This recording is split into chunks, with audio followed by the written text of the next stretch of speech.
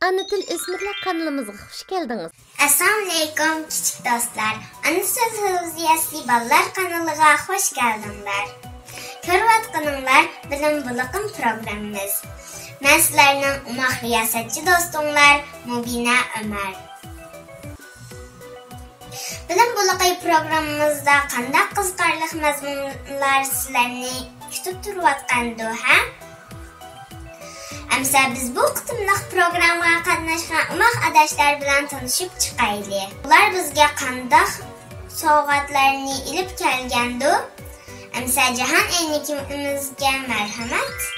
Assalomu alaykum umoq kichik do'stlar, men Asba Muslima. Men sizlarga hozir qarliq tashlash she'rini yutib qo'ymoqchi. Qarliq tashlash. Qarda qarliq tashladik, yomg'irda yog'liq tashladik. Yangi qadning xushliqida sizga qarliq tashladik. Shu ko'ngillar tinchligidan qor o'yinini boshladik. Qo'yni 9, g'azni 30, hammani tang rostladik. Tapqinni gul keltirar, tapmag'inni bir bosh piyoz. Tapqinni qo'y o'ldirar, tapmag'inni chuja xo'roz. Luqman Hakim. Bir kuni podshoh Luqman Hakimni chaqirib aytishlariga qaraganda sen bek dono, qo'lidan ish keladigan odam ekansan. Shundoq bir narsa yasaganki, uni hech qanday odam yasayolmaydi debdi. Luqman Hakim bek ko'p o'ylabdi. Izlanib yurib pila qurti tuxumni tepibdi. Parvash qilib pila yetishtiribdi. Pila chiqargan bekdan atlas to'qib bir chopon tikib podshohga taqdim qilibdi. Podshoh choponni ilib xushalligida sening bu raxting rostdan yaxshi ekan. Bunda chopon menday podshoh uchun munosib. Amdi sen berib bu sirni hech kimga aytmay menga yana mushu fasonda chopon tikib elib kelaver. Agar boshqa bir sening bu ishini bilib qilib ana shundoq kiyim-kechak kiysa joningni olman debdi. Luqman Hakimning podshoh uchun tikkan choponidan ozroq shoyi eshib qolgan ekan. Uni xotini qizga ko'ylak tikib beribdi. Buni Luqman Hakimning bir dushmani ko'rib qolib podshohga aytib qo'yibdi. Podshoh tekshirib baqsa haqiqatan rost ekan. Podshoh Luqman Hakimni oldiga chaqirdi. Men sana nima deb amr qilgan edim? Sen meni ko'zimga ilmay qizingga ko'ylak tikib berib hammani bu sirdan xabardor qilding. Bu ish uchun seni o'ldirmayman. Ammo qizing bilan birga zindonga tashlab uni og'zini shundoq uchun etib tashlaymanki, u yerda yetib sesib ketsan debdi. Luqman Hakim debdi.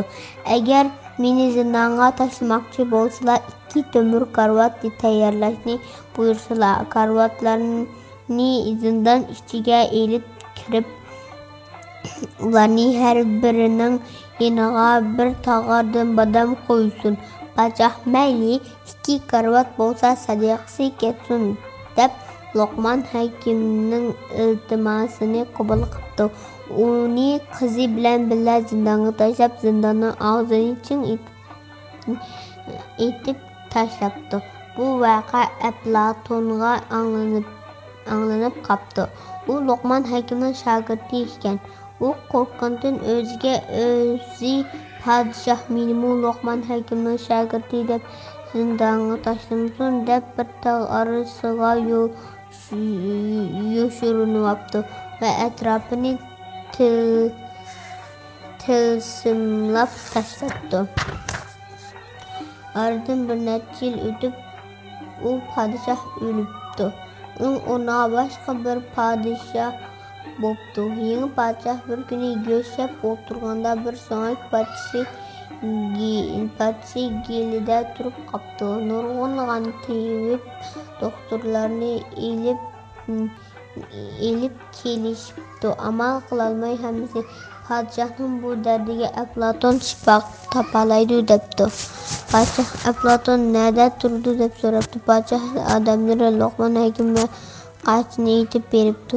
Aflaton Luqman Hakimning shogirdi edi. Bu voqeadan keyin qo'rqib ketib, nagidir qochib ketib yashirinib olgan Aflotonni nadim bo'lsa-mu tepib kelinglar deb buyruq beribdi podshoh. Aflotun kelib podshohning gelini ko'rib, o'z ichida bu bahona bilan ustozim yotgan zindonni ochqizman, hayotimkin deb podshohga silining dardlariga faqat mening ustozim Luqman Hakim shifa topalaydi, xolos debdi. Podshoh bu so'zni anglab Luqman Hakim yotgan zindonni echishni buyuribdi. Echib qarsa qizi halok bo'lgan. Luqman Hakim o'zi o'lar holatga tushib qolgan ekan. Aflotun uni bir necha kun uyda davolabdi va uni saqaytibdi. Keyin podshoh odamlari kelib ularni elib ketishibdi. Luqman Hakim podshohni ko'rib so'rabdi, farzandlari bormi? Bir o'g'lim bor debdi podshoh. O'g'ilni bo'g'izlab qanini ichsalar yaxshi bo'lib ketadilar, bo'lmasa hech amalim yo'q. Podshoh o'ylanib qoldi. Birdan bir o'g'lim tursa, uni o'ltiramdiman. Qani o'zim o'lsam o'lay, o'g'lim tirik qolsin. 3-4 kun o'tibdi. Podshohning ahvoli og'irlashishga boshlabdi. Keyin debdi, mayli o'g'limni ilib kelib bo'g'izlanglar. Keyin o'g'ilni ilib kelib Luqman Hakimning aytgani bo'yicha podshohning ko'z oldida put-qo'lni bog'lashibdi. Oraga parda tortib, parda keyniga o'tkazibdi. Endi qo'yni ilib kelinglar debdi. Luqman Hakim vazirlarning qo'lg'iga ostagina bir qo'yning puti bog'lab ilib kelib bo'g'izlagan ekan. Qo'y pax deb ovoz chiqaribdi. Shu hamon podshoh voy o'g'lim deb varqiragan ekan. Gelida turib qolgan so'ngak etilib chiqibdi. Pardani yechinglar, men o'g'limni jasdini ko'ray debdi. Podshoh pardani yechib qarasa, o'g'li sap-saq qo'y bo'g'izlagan ekan. Luqman Hakim unga bo'lgan voqeani aytib beribdi. Podshoh Luqman Hakimga barakalloh aytibdi. Shundoq danishmand odamni zindonga tashlagan odamga la'natlar bo'lsin debdi. Ana til o'smirlar kanalimizga xush keldingiz. Assalomu alaykum kichik do'stlar. Men sizlarga Cho'chura bola degan hikoyani o'qib beraman. Burun Tarim daryosi bo'yida bir bovay bilan bir mo'may yolg'iz yashaydi ekan. Bir kuni mo'may cho'chura tugatib, "Hey, mushu cho'churchilik bo'lsinmi, bir balam bo'lsin-de" deb orzu qilibdi. Birdamdan keyin cho'churalar ichidan "Apa, apa" degan ovoz anglanibdi. Mo'may qarasa, cho'churalar ichidan cho'churchilik bir bala deb sakrayotgudek. Mo'may intayin xursand bo'lib, cho'chura balani qo'liga oldi-da, buvayni chaqiribdi. Ular bu balaga Cho'chura bala deb ism qo'yibdi. Ular nimrat bo'lsa-mu, uchaylan tang ishlab xursand yashaydi ekan. Kunlarning birida ularning birdan bir mulki bo'lgan o'kizni o'g'rilab ketibdi. Bundan bovay bilan mo'mayning ko'ngli bekda yerim bo'pti. Buni ko'rgan Cho'chura bala ularga, "Dada, apa, men berib o'kizimizni tepib kelay" debdi. Bovay bilan mo'may Cho'chura balaga nihoyatda tezda ma'qul bo'pti. Cho'chura bala yo'lga chiqibdi. Cho'chura bala miyapti. Bir o'rmonga kelganda bir to'p qarg'a uni ko'rib qolib uningga etilibdi. Cho'chura bala o'zini cho'plar orasiga etibdi. U qarg'adan qutulibdi, biroq bo'riga tutilibdi. Och bo'ri Cho'chura balani bir yalmabda butun yutibdi. Och bo'ri yarim kechida bir qo'tondagi mollarga tegish qilish uchun so'nggichdan asta o'mlab kiribdi. U amdala bir poklonni tishlaydi deb turishiga Cho'chura bala bo'rining qo'rsqida turib, "Molga bo'ri tushdi" deb varqirashga boshlabdi. 4-5 yigit kelib bo'rining qo'rshiwapti. Bo'ri qo'lga tushib yaptı.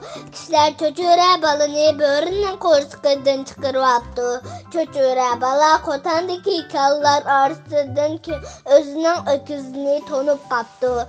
Lekin o çandırmaptı. O nimişka çandırmaydı?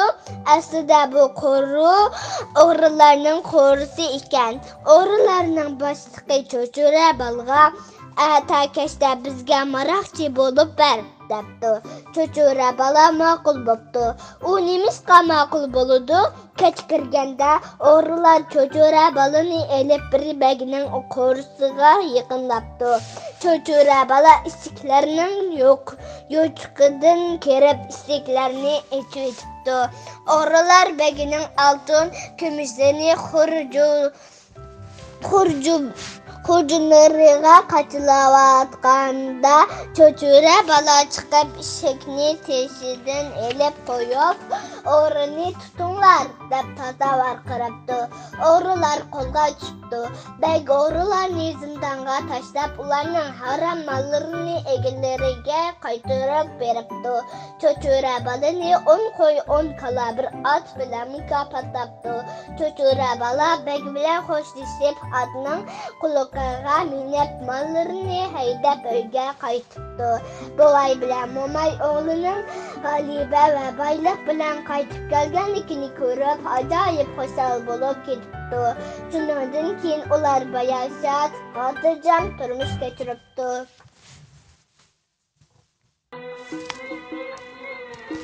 Assalomu alaykum. Men sizlarga ikki horunning o'limini o'qib bermoqchi. İlgirki zamanda Hasan Devlang ve Savud Qapoq degan ikki horun bo'lgan ekan. U ikkisi nihoyatda horun ekan. Ularning otasining tapqinini yeb o'zlari zodi ishlamaydi ekan. Attidan kechgacha dumbisini tamg'a yo'lab oftobga qaqlanib o'ltirib boshqalarning g'aybatini qildi ekan. Shunday qilib yurib ular ota-onalarining ko'zigami yomon ko'rinib qopti. Kunlardan bir kuni ularni ota-onalari uydan qo'g'lab chiqaribdi. Ular qo'rsqig'a bir parcha nonmo tepib yeyolmay bir necha kun och yuribdi.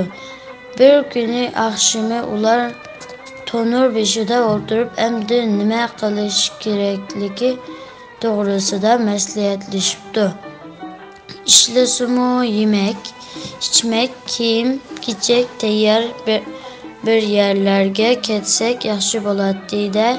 Qayerda shunday yaxshi yerlar bordu, debdi Hasan Devlak. Kim biladi, yer yuzida undaq yerlar bormi, yo'qmi, lekin osmonda bo'lsa kerak, chunki osmonda farishtalar va boshqa xosiyatli maxluqlar yashaydi deyishibdi. Debdi Savud Qapoq. Assalomu alaykum kichik do'stlar. Men sizlarga Anasning vazifasi degan hikoyani o'qib beraman. Quyosh parqirab chiqqan, havo intayin go'zal va hamma xushal bir kun edi. Payg'ambarimiz Anasga bir vazifa topshirdi. Chunki Anas kichik bir sahoba edi. Sahoba degan payg'ambarimizning do'sti deganlik bo'ladi. Anas nima degan baxtlik edi, ha?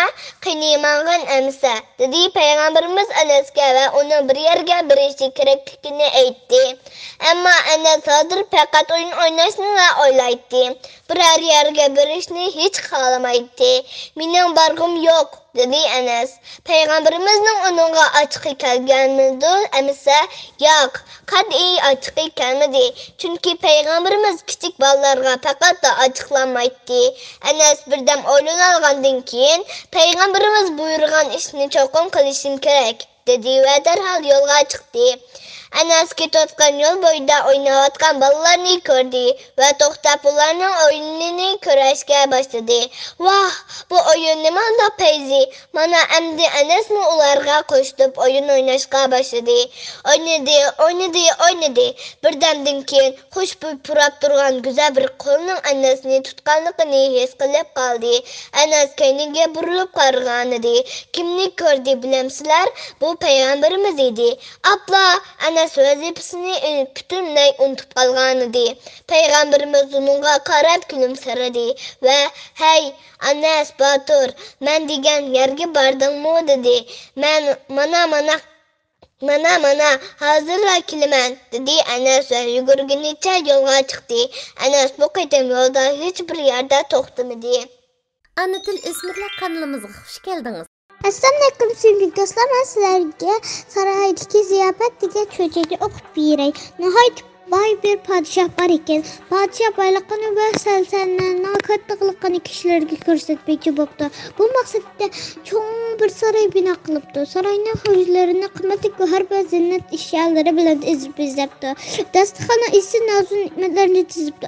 Insonlarga o'zini tutish va saroyga kelgan rioya qilish tegishli qoidalar o'rgatish uchun birinchi tayinlangandan keyin insonlarga saroyga taklif qilibdi. Elchi kelgan mehmonlarga yo'l boshlab saroyni aylantiribdi. Podshoh tayyorlagan taomlar va sovg'atlarni taqdim qilibdi. Endi mehmonlarga podshohni tanitishga boshladi.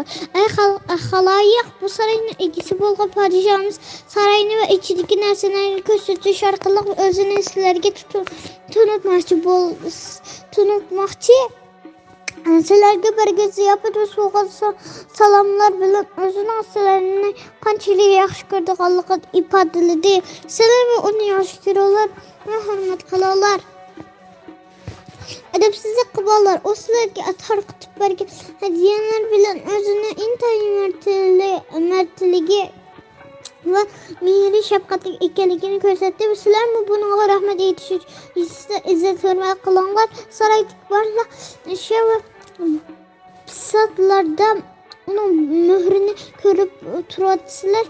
Bu go'zalliklarning egisini tunishga, uning kuch qudrati va shafqatining cheksizligini tushunishga tirishinglar. Elchi va bu go'zal so'zlari bilan mehmonlarga saroy va podshohni tunishtirishni anlagandan keyin mehmonlar ikki guruhga bo'linib ketdi. Birinchi guruhdagilar elchining gapini olib, uning digini qildi. Saroyga taklif qilinganiga xursand bo'ldi. Ziyofat asnosidagi saroyning qoidasiga rioya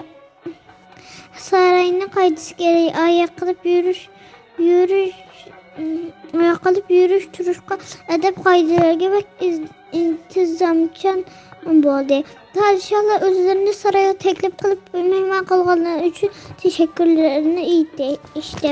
Bu mehmonlarni qilganidan podshoh mamnun bo'lganligi uchun ularni texmi katta va hamshamlarga bo'lgan go'zallik bir saroyga avatib mukofotladi. Ular u yerda mangu baxtli bo'lib yashadi. Ikkinchi guruhdagilar bo'lsa saroydagi yemak-ichmakda boshqa hech qanday narsaga qorimadi. Elchining so'zlariga quloq solmadi. Ziyofat dasturxonini qalaymaqon qilib ichmani qilingan ichimliklarni ichib mast bo'ldi.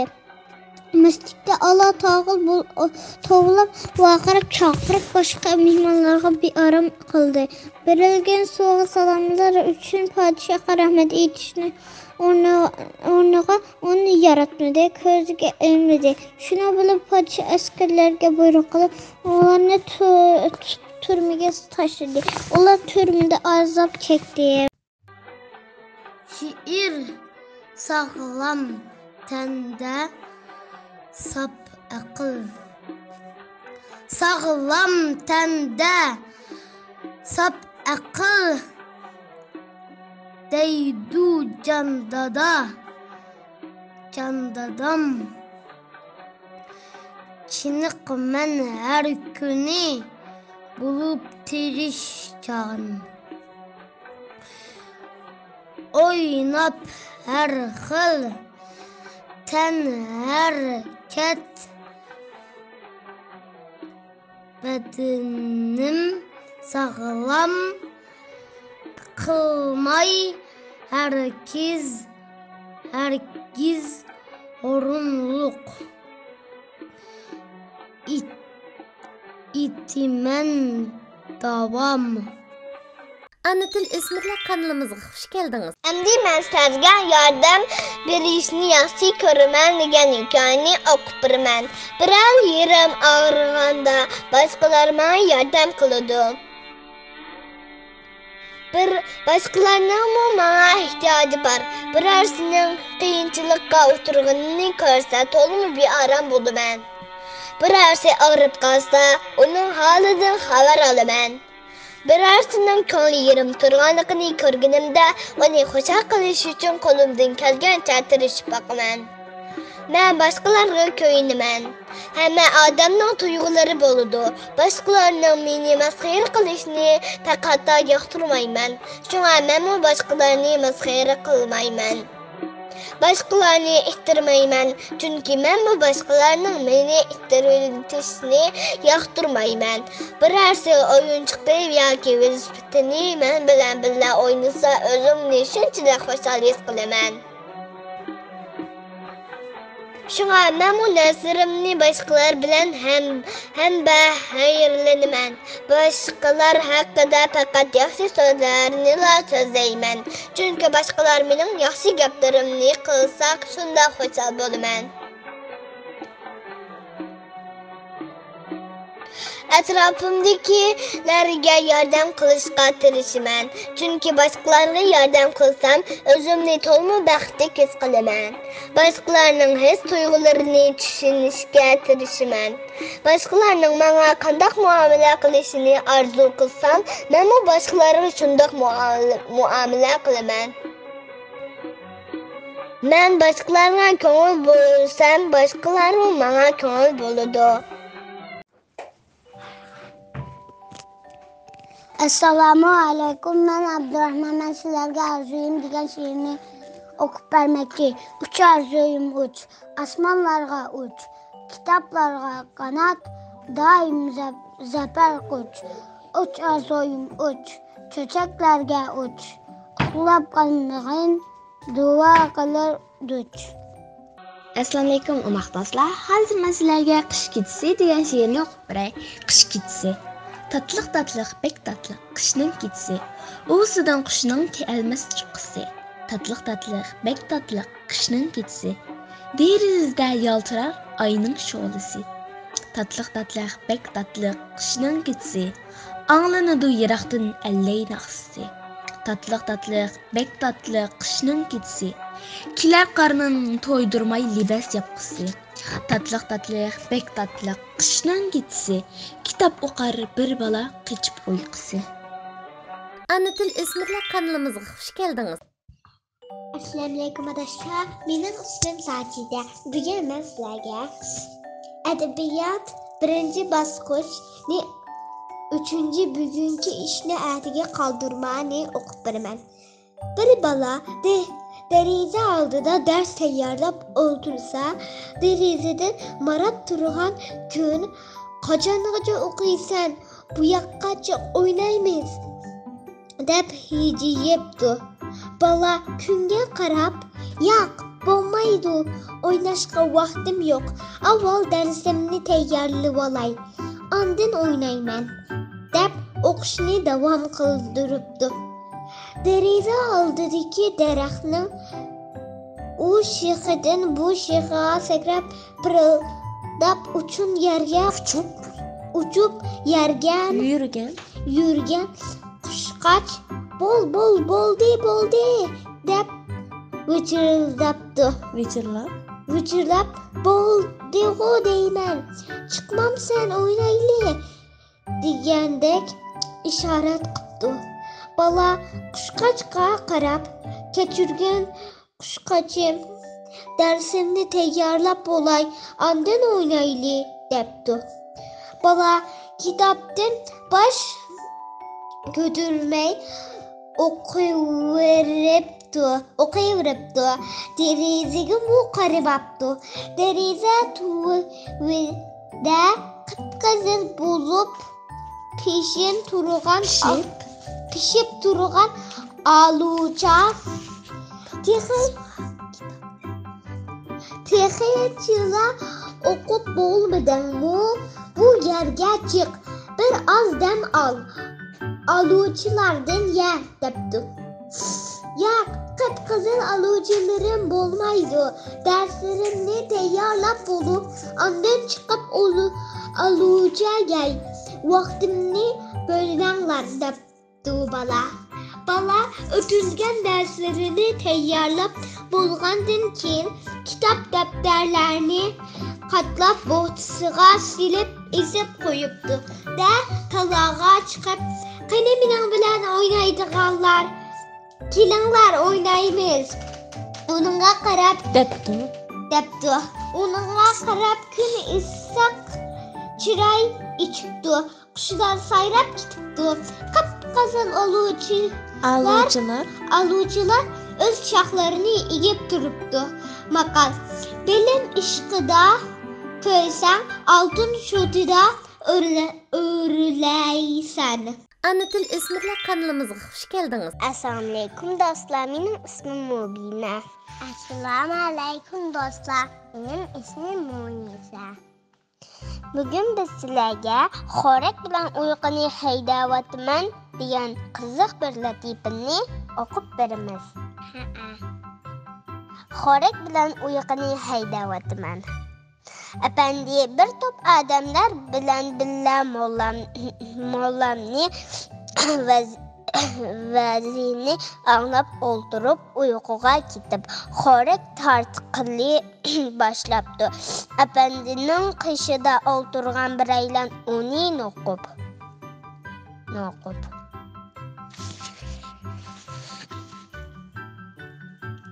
Efendi, siz xo'rak tartib uxlayli turdingiz. Bu mollamga bo'lgan behurmatlik debdi. Men uxlamadim. Xo'rak bilan uyquni qochiryapman deb javob berdim. Assalomu alaykum kichik do'stlar. Mening ismim Nasiba. Men sizlarga bolalar tepishmoqlari degan kitobdan o'qib beraman. Ko'k ko'ngilga qo'l yetmas. Birinchisi. Ikkinchisi, ko'k ko'ngilga g'o'za yaydim. Uchinchisi, appak sanduq ichildi. Olamga nur chechildi. To'rtinchi, yiroq tog'da o't ko'yar. Beshinchi, suvda yotar suv ichmas. Yurginini odam bilmas. Oltinchisi, oltin kelganda kumush ketar. Kumush kelganda oltin ketar.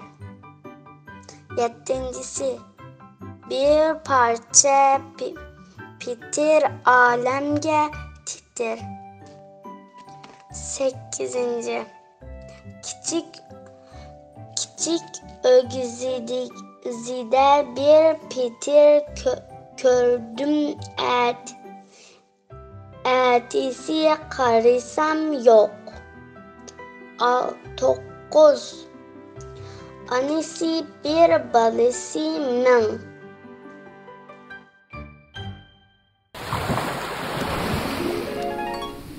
Assalomu alaykum.